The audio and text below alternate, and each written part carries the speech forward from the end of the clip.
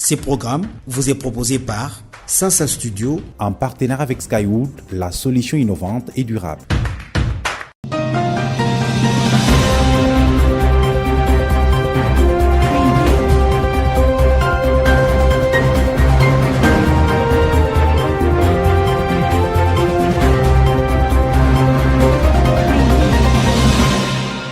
Mesdames et messieurs, très heureuse de vous retrouver dans le compte de Sasa Magazine, votre rendez-vous hebdomadaire d'information. D'abord, les sommaires. La province du Kasaï oriental devra accroître sa capacité de production énergétique avec près de 5 MW. Un contrat dans ce sens vient d'être signé avec la société MyHydro. Sasa Magazine. Les acteurs politiques et d'autres parties prenantes au processus électoral dans la province de Lomami sensibilisés sur la procédure des dépôts de candidatures et leur traitement. Une initiative du bureau provincial de la CENI en rapport avec la convocation de l'électorat. Signature au courant de la semaine qui s'achève du contrat de concession entre la province du Kasaï oriental et la société MyHydro dans le secteur de l'énergie. Ces contrats a pour objet la production de 4,8 MW. Détails dans ce reportage de la cellule de communication. Le gouverneur de province, Patrick Mathias Kabea-Machabidi, a signé le contrat de concession avec l'entreprise MyHydro pour la production de 4,8 MW de l'énergie électrique à partir du barrage qui sera construit sur la rivière Loubi dans le territoire de Kabea-Kamwanga. Cette cérémonie a eu lieu ce lundi 3 juillet dans la salle de réunion du gouvernorat de province. À l'issue de cette rencontre, le directeur technique de MyHydro a affirmé qu'ils ont franchi la première étape, celle de la signature du contrat production de 4,8 MW. Les travaux d'exécution de ce projet vont durer 20 mois. Je suis Vivek Samnate, je travaille pour MyHydro, une entreprise américaine qui œuvre dans la production d'électricité. On est là, c'est pour le projet de la Loubi, pour la production de 4,8 MB. Nous étions venus rencontrer les gouverneurs pour la signature du contrat de concession envoyé par l'ARE. Et on est là, on vient de signer. Nous attendons un autre contrat à signer d'ici là pour la distribution. La population doit espérer, parce que c'est une entreprise sérieuse qui a entamé, qui a respecté toutes les procédures possibles. Le projet n'est pas seulement pour le Kasaï oriental, on a 33 sites au total à travers la République. Et le site de Kenankuna sera le premier, donc la population de Rougemont n'a qu'à espérer les courants pour MyHydro. Il n'y a pas que le barrage de Loubi, il y a également d'autres sites à côté ici, dans Katabaï à Moneditu et Kafumbu à Ngandajika. Ces sites, quand on va ériger des barrages, on pourra également ramener l'électricité ici en Rougemont où il y a une grande demande. Et la motivation qu'on avait avant, c'était d'électrifier la ville avant les élections qui pointent à l'horizon. Mais avec les processus administratifs qui sont trop lents, on n'a pas pu faire cela. Mais sinon, dans un bref délai, dès qu'on commence les projets, en principe, c'est prévu pour une année et 6 mois. Une fois qu'on commence les projets, pour espérer avoir l'électricité en bouche. Il a indiqué aussi que leur entreprise espère signer les contrats de concession de distribution de l'énergie électrique très bientôt. Il est à préciser que ces projets concernent la cité de Kenankuna, Katende, Chibombo, voire la ville de Mbuji-Mayi. On reste au Kasaï oriental pour parler de cette descente du ministre provincial de Travaux publics et Infrastructures, Edgar Musenga Chibangu à Bonzola. Une visite effectuée sur instruction du gouverneur de province, Patrick Mathias Kabea-Machabidi. Suivez. Chaque jour qui passe, le Kasaï oriental, province chère à Patrick Mathias Kabea-Machabidi, ne cesse de revêtir de sa nouvelle robe. Ça et là, ce sont des travaux de construction, modernisation de la voirie, les travaux de lutte anti-érosive et bien d'autres infrastructures de première nécessité. Ce lundi 3 juillet, le ministre provincial de ZITEPER, Edgar Musenga Chibangu, a visité au nom du gouverneur de province les travaux de construction de l'avenue de l'Assemblée provinciale, exécutés sur 1,2 km. Une occasion pour le ministre de féliciter la promptitude avec laquelle la société Safrimex exécute ses travaux. Ouais, les travaux avancent très bien. On a quand même été impressionné par d'abord la promptitude avec laquelle l'entreprise Safrimex a répondu à la demande de la province de privilégier cet axe que nous avons commencé de manière assez spéciale. C'est par manque de moyens de transport, par manque d'accessibilité que le bitume est arrivé avec retard. Ils avaient une grande quantité à Lubumbashi, déjà dans les wagons. Maintenant, ils sont en train de décharger des wagons pour le monter sur les camions et que ça vienne par route pour profiter de la saison de pluie parce qu'avec la SNCC, ça n'avançait pas beaucoup. Et c'est là que l'entreprise demande deux fois l'implication de la province pour qu'on facilite l'acheminement de leurs matériaux de construction, de leurs équipements vers la province. Par la même occasion, Edgar Musenga Chibangu a visité au nom du chef de l'exécutif le travaux d'aménagement de l'espace Bonzola par la société Agapao, une initiative du gouvernement provincial sous fonds propres. D'ici 6 semaines, l'ouvrage sera remis à la province, a indiqué le responsable de la société qui exécute cet important projet. Skywood, la solution innovante et durable.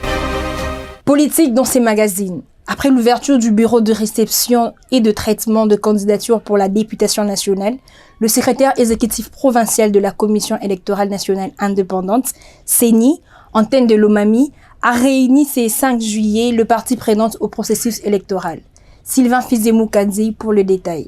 Nous sommes dans une année électorale en République démocratique du Congo. La présidentielle est attendue en décembre 2023 alors que le bureau de réception et de traitement des candidatures pour la députation nationale ont déjà ouvert leurs portes depuis le 26 juillet dernier, conformément au calendrier électoral. Pour ce mercredi 5 juillet 2023, le secrétariat exécutif provincial de la CENI Lomami a échangé avec les parties prenantes au processus électoral sur les procédures de réception et de traitement des candidatures. C'est dans une salle Ubuntu pleine comme NF que s'est tenu ces cadres de concertation en présence de la délégation nationale de la CENI venue de Kinshasa. Il était question au cours de cette rencontre d'informer les parties prenantes sur le fonctionnement et les délais impartis au BRTC, les conditions d'éligibilité ainsi que les innovations apportées à la loi électorale, comme par exemple l'exemption du paiement de la caution pour les listes de candidats alignés à au moins 50% de femmes. 10 jours après l'ouverture du BRTC à Lomami, aucun dossier n'a été enregistré, déplore le secrétaire exécutif provincial de la centrale électorale, Jean-Gilles Mouniemba, qui indique que cette rencontre se veut aussi un canal de sensibilisation. Je suis d'abord très ravi de joie pour leur disponibilité. Toutes les parties prenantes, les partis politiques, la société civile, les regroupements politiques, ils ont répondu massivement à notre appel pour que nous puissions parler de l'opération en cours, celui du bureau de réception et traitement des candidatures. Jusqu'à présent, les BRTC sont déjà ouverts sur toute l'étendue de la province. Il n'y a aucun dossier enregistré jusqu'à présent.